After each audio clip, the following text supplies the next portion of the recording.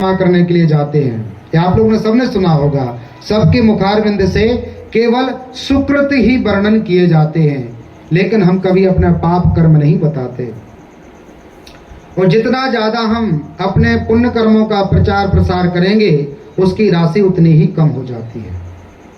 1000 व्यक्तियों में यदि हमने कह दिया कि हमने श्री शिव महापुराण की भागवत कथा का वर्णन कराया या भागवत कथा का आयोजन किया, तो 1000 व्यक्तियों में आपका पुण्य वितरित हो जाता है। और पाप कर्म हम संजो के रखते हैं, जो भी पाप किया हम संजो के रखते हैं। पुण्य, जो भी हमने असत्य बोला वही केवल हमको पता है, जो हमने अकेले में अधर्म किया वही केवल हमको पता है। तो उसका फल किसको प्राप्त होगा? केवल आपको ही प्राप्त होगा। आज चंचुला ने पूरा जीवन का वृत्तांत बता दिया ब्राह्मण को कि हे महात्मन, हमने केवल कुमार्ग किए हैं, नाना प्रकार के पाप कर्म किए हैं, अधर्म किया है। और वह जब पूरा शरणागति ब्राह्मण को प्रणाम की, तो आज भगवान शिव की कृपा हुई और चंचुला को भगवान शिव की अद्भुत कृपा हुई, पवन पवित्र हो गई। जितना भी उसकी पाप राशि थी वह शिव महापुराण की कथा मात्र सुनने से ही सब भस्मीभूत हो गई। हाथ जोड़कर वंदना किया, महात्मन हमें अपने पति के उद्धार के लिए बताइए। तो ब्राह्मण ने ध्यान किया तो कहा कि तुम्हारा पति और विंध्याचल पर्वत पर एक पिशाच बन गया है, बड़ी पिशाच की योनि में डला हुआ है, क्योंकि इसने जीवन भर अधर्म कर्म किया। ब्राह्मण होकर कभी पुण्य कर्म नहीं किया, ब्राह्मण होकर कभी भगवान की कथा का रसपान नहीं किया, ब्राह्मण होकर कभी शिव मंदिर में जाकर भगवान शिव को प्रणाम नहीं किया। इसलिए इस महापिशाच की योनि में विंध्याचल पर्वत पर डला हुआ है। भगवान शिव की कृपा हुई, वह चंचुला नाम की जो ब्राह्मणी है वह भी अधोगति को प्राप्त, मृत्यु को प्राप्त हुई और मृत्यु को प्राप्त होकर वह कैलाश पर्वत पर पहुंचे। शिव महापुराण की कथा सुनने के महत्व के कारण, उस पुण्य के कारण वह चंचुला नाम की ब्राह्मणी इतनी पाप राशि की थी, लेकिन पवित्र होकर कैलाश पर्वत पर पहुंची। उसने वहां देखा शुद्ध कांति वाले भगवान शिव, कर्पूर गौरम, कपूर के समान भगवान शिव का वर्ण है। जटा में गंगा जी कल कल ध्वनि से प्रवाहित हो रही हैं। सर्प का यज्ञोपवीत भगवान शिव धारण किए हुए हैं। बागांबर भगवान शिव लपेटे हुए हैं। और गिरिजा कोटि सूर्य समप्रभम, कोटि सूर्य के समान गिरिजा प्रकाशवान भगवान शिव के वाम भाग में सुशोभित हैं। नंदी भृंगी आदि उनकी सेवा में खड़े हुए हैं। तो चंचुला ने जाकर के भगवान शिव को साष्टांग प्रणाम किया। बोले गंगाधर भगवान की जय। प्रणाम किया, पवित्र हो गई, भगवान शिव की स्तुति किया।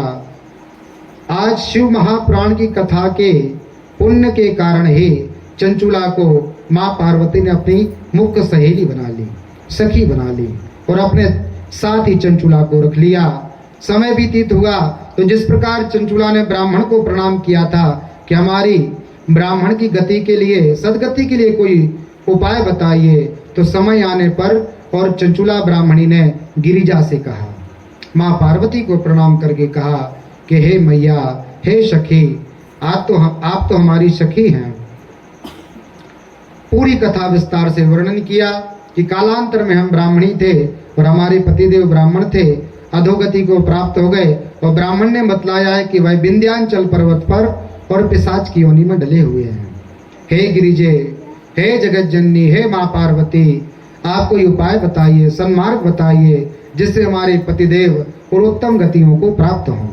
ऐसा महात्मा उस ब्राह्मणी ने माँ गिरिजा को प्रणाम किया। पार्वती जी उसकी बातों पर आनंदित हुई और अपने एक गण को, जिसका नाम था बारुक नाम का गण, रुद्रगण, उसको आदेश किया कि तुम जाकर के विंध्याचल पर्वत पर जाकर के और उस पिशाच को श्री शिव महापुराण की अमृत कथा का पान कराओ। गिरिजा को प्रणाम किया रुद्रगण ने और उनकी आज्ञा का सिरोधार्य करके वह गण विंध्याचल पर्वत पर जाकर के पिशाच को देखने लगा। तो देखा एक विशाल पिशाच वहां पड़ा हुआ है, नाना प्रकार की गति में डला है, दुख भोग रहा है। तो रुद्रगण ने वहां जाकर के उस पिशाच को और अपने आवेग में ले लिया, अपने हाथ से पकड़ लिया और पकड़कर भगवान शिव को स्मरण करके एक जगह पर स्तंभित कर दिया, रोक दिया और परमात्मा शिव के चरणों का ध्यान करके रुद्रगण ने पूरी शिव महापुराण की पावन कथा पुरुष ब्राह्मण को सुनाई, पिशाच को सुनाई। जैसे ही श्री शिव महापुराण की कथा का पूर्ण हुआ और वह ब्राह्मण पिशाच योनि से मुक्त होकर एक दिव्य रुद्रगण के रूप में परिवर्तित हो गया। बोले शिव महापुराण की जय। त्रिपुंड लगाए हुए है, भस्म धारण किए हुए है, रुद्राक्ष धारण किए हुए है, ऐसे शिव गण में वह परिवर्तित हो गया और रुद्रगण के साथ ही कैलाश पर रहने लगा। रुद्रगण की समता प्राप्त हुई। समय आने पर वह चंचुला नाम की ब्राह्मणी और ब्राह्मण दोनों भगवान के शिव गण के रूप में परिवर्तित होकर कैलाश पर ही निवास करने लगे। श्री सूत जी कहते हैं कि हे देवो, यह परमात्मा की श्री शिव महापुराण की पावन कथा का यह इतना महत्व है कि वह ब्राह्मण और ब्राह्मणी पूरा जीवन कुसंग में डले रहे, अधर्म कर्म करते रहे थे, लेकिन भगवान शिव की कृपा से और शिव महापुराण की कथा के पान करने से शिव गणों की समता प्राप्त कर ली। ऐसी शिव महापुराण की कथा दिव्य, पवित्र और पवित्र से भी पवित्र है। इसलिए सदा सेव्या श्री शिव महापुराण कथा।